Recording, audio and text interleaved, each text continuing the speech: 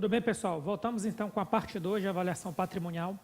Nessa parte a gente vai tratar sobre investimentos, imobilizado, ativo e intangível. Basicamente esses três. Então vamos lá aos nossos slides. Então, inicialmente, investimentos permanentes. Existem dois métodos, equivalência patrimonial, custo. Quem é que vai usar equivalência patrimonial? Participações em empresas que a administração tem influência significativa e investimentos em empresas coligadas ou controladas ou em outras sociedades que façam parte do mesmo grupo ou estejam sob o controle comum. As demais participações vão usar o custo de aquisição. Pelo método de equivalência patrimonial, como é que funciona? O investimento é inicialmente registrado a preço de custo e o valor contábil é aumentado ou reduzido conforme o patrimônio líquido da investida aumenta ou diminui em contrapartida da conta de resultado.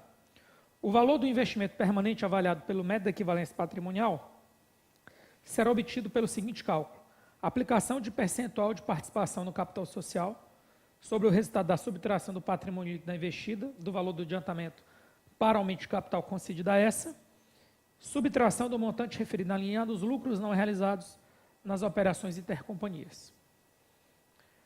Agora vamos falar do método de custo. Pelo método de custo, o investimento é registrado no ativo permanente a preço de custo. A investidora somente reconhece o rendimento na medida em que receber as distribuições de lucros do item investido. As distribuições provenientes de rendimentos sobre os investimentos no ativo permanente são reconhecidas como receita patrimonial. Os ajustes também são contabilizados em conta de resultado. Importante, também são considerados investimentos permanentes os ativos denominados propriedades para investimento, como os terrenos ou edifícios, mantidos com fins de renda e ou ganho de capital, desde que não usados, para produção ou suprimento de bens ou serviços propósitos administrativos, como na venda do curso ordinário das operações. Próximo tópico agora a gente vai falar sobre imobilizado. O imobilizado a gente sempre pensa em quem? Pensa em imóveis, terrenos, mas também pode ser equipamentos, podem ser veículos, tudo isso está dentro do imobilizado. Então vamos lá. A normatização dos procedimentos contábeis relativos ao ativo imobilizado está em consonância com a NBC-TSP 07, ativo imobilizado. O ativo imobilizado é o item tangível, então tem que ser tangível, mantido para o uso na produção ou fornecimento de bens ou serviços, ou para fins administrativos, inclusive os decorrentes de operações que transfiram para a entidade os benefícios, riscos e controle desse bem, cuja utilização se dará por mais de um período. Então, por exemplo, só para deixar claro, enquadre-se no conceito de ativo imobilizado quando você tem um ativo que você está usando por meio de uma aquisição financiada. Também faz parte do ativo imobilizado. Por quê? Preste atenção. Você vai ter o benefício, o risco e o controle desse bem.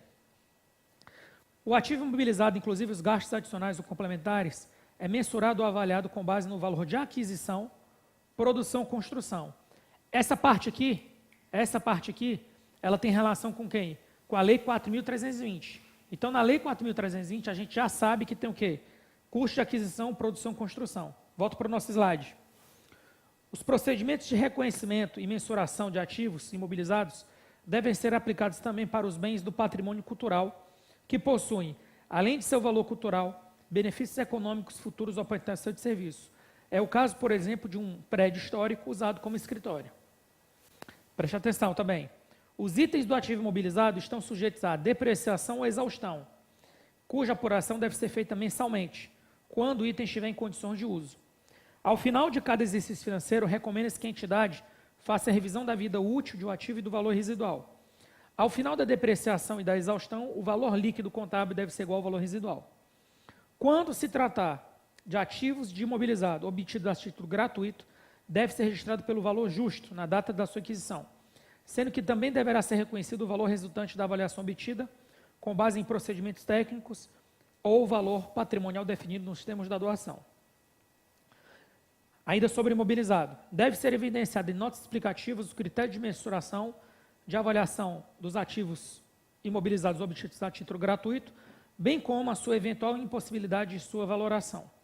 Os gastos posteriores à aquisição ou registro do ativo imobilizado devem ser incorporados ao valor desse ativo quando houver possibilidade de geração de benefícios econômicos futuros. Então, preste atenção. Imobilizado, para resumir, está sujeito a depreciação ou exaustão. Ponto. deve ser reconhecida mensalmente. Beleza. Custo histórico. O custo histórico vai ser com base no quê? No valor de construção, no custo de produção ou no custo de aquisição. Pronto. Porém, se eu receber a título gratuito, eu vou usar o valor justo, que é o valor de mercado. E pronto. E aí, o último ponto. Eu só vou incorporar gastos ao ativo imobilizado se ficar caracterizado que vai gerar benefícios econômicos futuros. Beleza? Continuando. Nesse caso, para se realizar a depreciação do bem do valor ajustado após a ativação dos custos, com melhorias e adições complementares, a entidade poderá depreciar a parte complementar separadamente ou estabelecer novo critério de depreciação que recebeu a melhoria. Então, preste atenção. Você tem um ativo imobilizado, por exemplo, um imóvel. Aí você construiu um novo anexo. Tem duas formas para você resolver isso.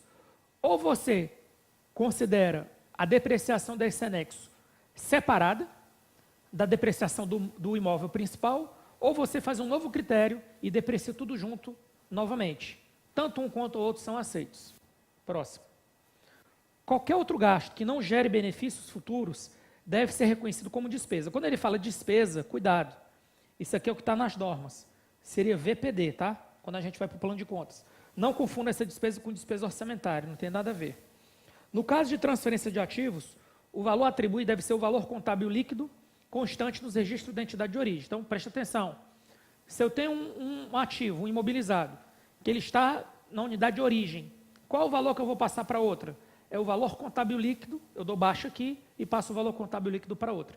Não vai ser valor justo, não vai ser custo de construção, aquisição ou produção, tá bom? Próximo. Intangível. O intangível a gente encontra normas sobre intangível aqui, ó, na NBC-TSP 08. Então, o ativo intangível é definido como ativo não monetário, sem substância física, identificável, controlado pela entidade e gerador de benefícios econômicos futuros ou potencial de serviço. Um ativo intangível deve ser reconhecido somente quando atenda à definição de ativo intangível, for provável os benefícios econômicos futuros e o custo do ativo possa ser mensurado com segurança. Importante, o ágio derivado pela expectativa de rentabilidade futura não é reconhecido como ativo intangível. Preste atenção no que eu vou te falar, que eu vou contar aqui um exemplo para você. O que é o goodwill? Que é o ágio derivado da expectativa de rentabilidade futura. Goodwill.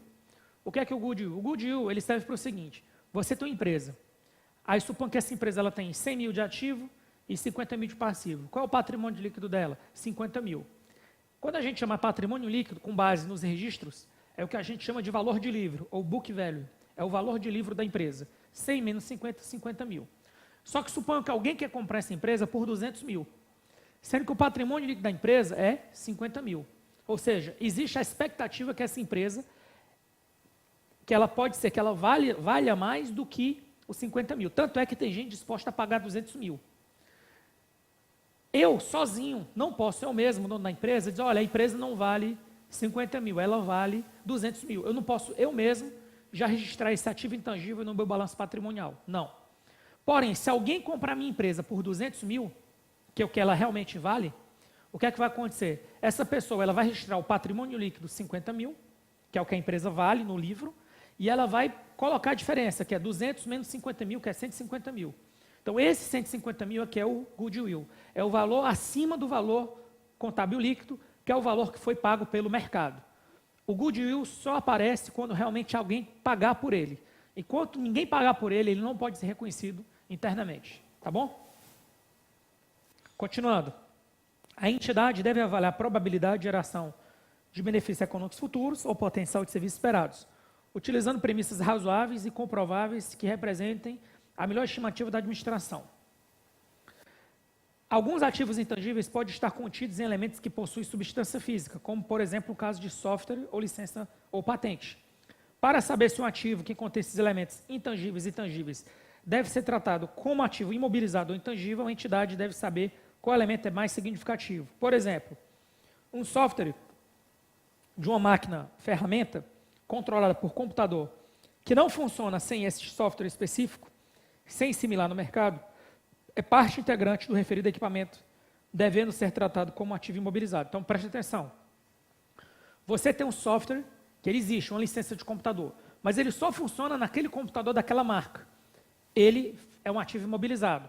Ah, é um software, mas eu consigo instalar ele em qualquer computador. Aí já seria ativo intangível. O mesmo se aplica a um sistema operacional de computador. Quando o software não é parte integrante do hardware, ele pode ser tratado, deve ser tratado como ativo intangível. Pessoal, para fechar agora, eu trouxe aqui uma tabela que resume os principais critérios de avaliação dos ativos e passivos. Vamos a eles.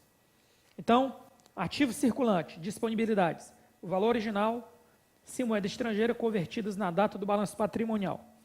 Aplicação financeira de liquidez imediata, valor justo e atualizadas até a data do balanço patrimonial. Direitos e títulos de crédito e obrigações são mensurados ou avaliados de acordo com as bases de mensuração do ativo e passivo. Se em moeda estrangeira, convertidos na data do balanço patrimonial.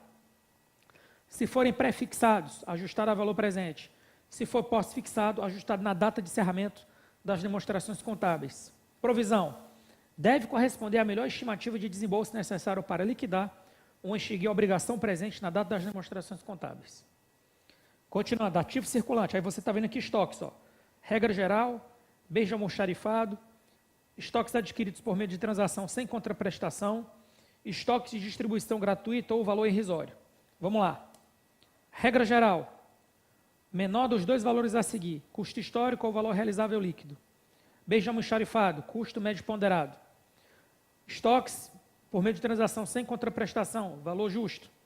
Estoques de valor de distribuição gratuita ou valor irrisório. Menor dos dois valores a seguir, custo histórico ou custo corrente de reposição, que é o valor de reposição. Cuidado. Estoques de animais e produtos agrícolas. Com a revogação da NBCT 16.10, por hora fica sem parâmetro. Porém, era adotado o seguinte parâmetro.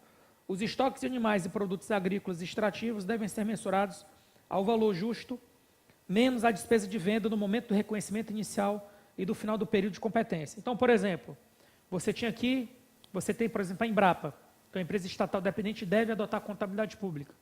Supõe que ela tenha no estoque dela, sei lá, 20 semoventes, são animais, né? 20 semoventes.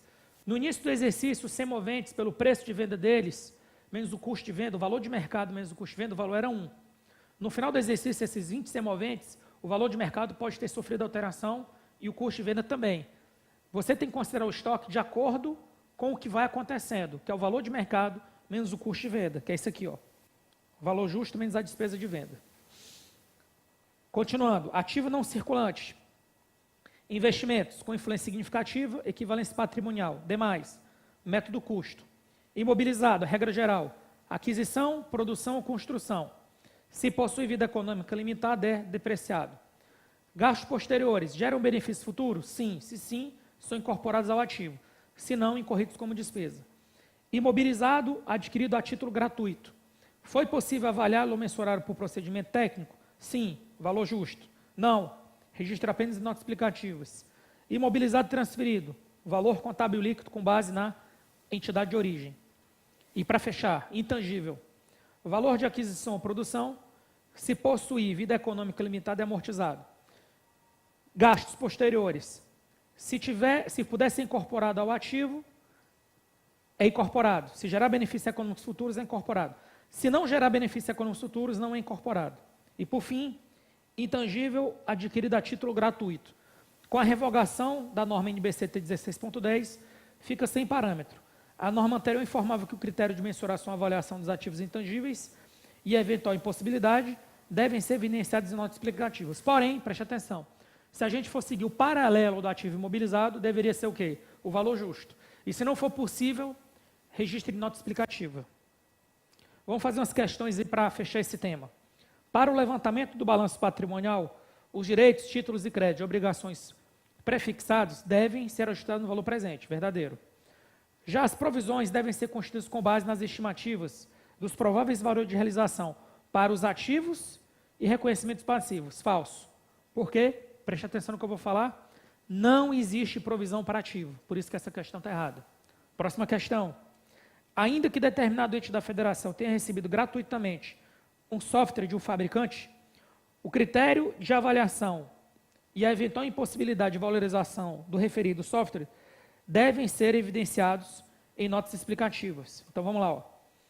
Recebeu um título, um software gratuito. O critério de mensuração e avaliação e a eventual impossibilidade de valorização do referido software devem ser evidenciados em nota explicativa. Verdadeiro. Por que eu marquei verdadeiro? É porque é o que estava na norma anterior. No entanto, não é o que está na norma atual. Na norma atual é excelente, beleza? Mas eu fico com o gabarito certo. E para fechar, na avaliação dos elementos patrimoniais, os bens de almoxarifado deverão ser evidenciados pelo valor justo? Falso. Seria pela média ponderada.